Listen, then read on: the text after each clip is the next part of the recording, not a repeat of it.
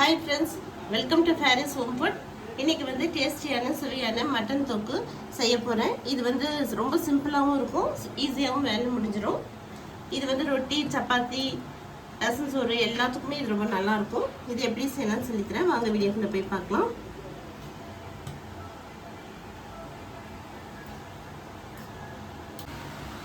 சிம்பிளான மட்டன் தொக்கு பண்ண போகிறேன். அதுக்காக 1 கிலோ மட்டன் எடுத்து வச்சுருக்கேன். இப்போ 1 கிலோ மட்டனை குக்கரில் போட்டுக்கலாம். 2 டீஸ்பூன் இஞ்சி பூண்டு பேஸ்ட் போட்டுக்கோங்க.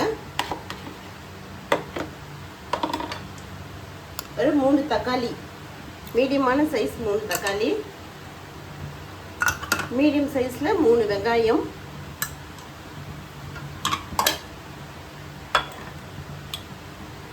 ஒரு டீஸ்பூன் சக்தி மிளகாய் தூள், வெறும் மிளகாய் தூள், 1/2 டீஸ்பூன் மஞ்சள் தூள், 2 டீஸ்பூன் குழம்பு மிளகாய் தூள்.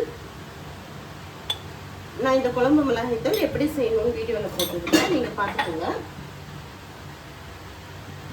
தேவையான அளவுக்கு உப்பு,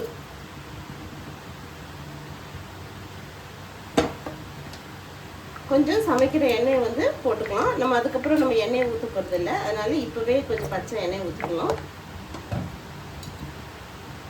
ஒரு சொம்பு தண்ணி, அவ்வளோதான். எல்லாம் போட்டு நல்லா மிக்ஸ் பண்ணி விட்டுருங்க. இது சோம்பேறி மட்டன் கிரேவி, இதுக்கு பேர். ரொம்ப சிம்பிளாக ஈஸியாக முடிஞ்சிடும். அவ்வளோதான். குக்கர் விசில் போட்டுடலாம். ஒரு 4-5 விசில் விட்டுக்கலாம். 4 விசில் விட்டாச்சுங்க. இப்போ வெயிட் அடங்கியாச்சு. ஓப்பன் பண்ணி பார்க்கலாம். பாருங்கள், கறி சூப்பராக வெந்திருக்கு. எல்லாம் ஆடாக இருந்ததுன்னா நீங்கள் ஒரு 4-5 விசில் போதும். ஒருவேளை ஆடு பெரிய ஆடாக இருந்துச்சுன்னா நீங்கள் இன்னும் ஒரு 4-5 விசில் கூட விட்டுக்கலாம் எக்ஸ்ட்ராவே. இப்போ 1/2 டீஸ்பூன் கரம் மசாலா, 1 டீஸ்பூன் மிளகுத்தூள்,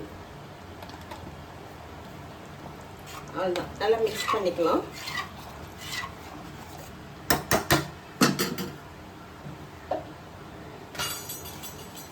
கொஞ்சம் பச்சையாக ஃப்ரெஷ்ஷாக கருவேப்பிலை போட்டுக்கலாம்.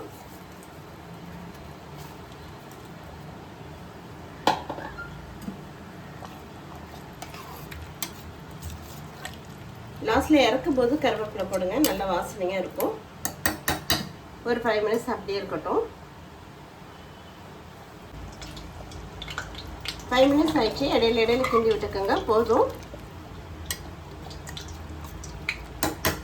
இப்போ ஸ்டவ் ஆஃப் பண்ணிக்கலாம். ஒரு பேன் வச்சுக்கோங்க. ஆயில் போட்டுக்கோங்க. ஆயில் சூடானதும் ஒரு 1/4 டீஸ்பூன் சோம்பு போட்டுக்கோங்க.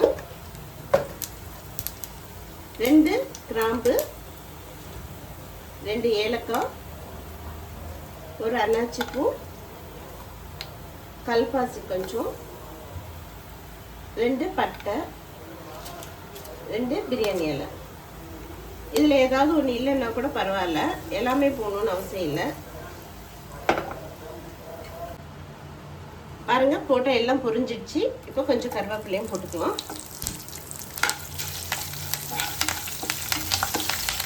அதான் எல்லாம் நல்லா பொரிஞ்சிடுச்சு.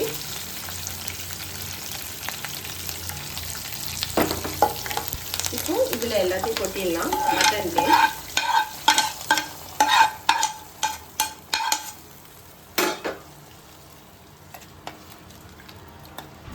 மணக்க மணக்க மட்டன் கிரேவி ரெடி ஆயிடுச்சுங்க.